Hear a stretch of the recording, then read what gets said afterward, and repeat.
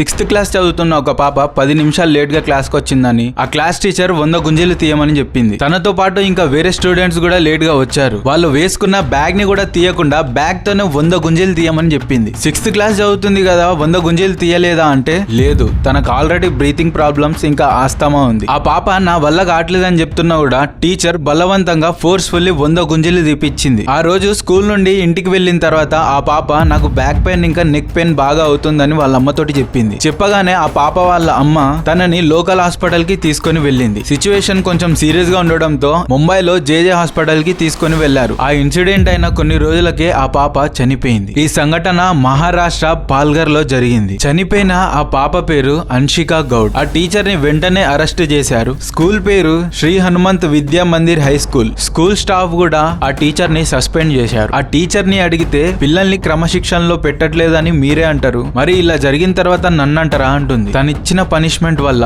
ఒక 13 సంవత్సరాల పాప ప్రాణమే పోయింది. టీచర్లందరూ గుర్తుపెట్టుకోవాల్సిన ఒక్కటే ఒక విషయం, స్కూల్స్ లలో స్టూడెంట్స్ కి పనిష్మెంట్ ఇవ్వడం మన చట్టంలో లేదు. దీన్ని పాటిస్తూ దీన్ని ఉల్లంఘించకుండా స్టూడెంట్స్ తో వ్యవహరించాలని ప్రతి ఒక్కరు సోషల్ మీడియాలో చెప్తున్నారు.